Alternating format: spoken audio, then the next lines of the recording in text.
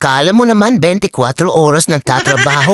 Tulog na tulog ka tapos magigising naman yan siya manghihingi ng pagkain. Ay sana all.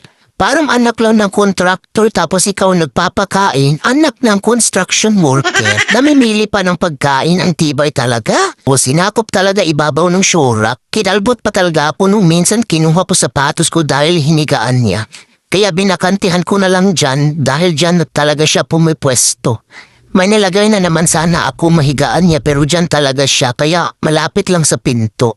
Ito nga pala si Lingling, pusa ng kapitbahay namin pero dito natatambay. Renter yarn!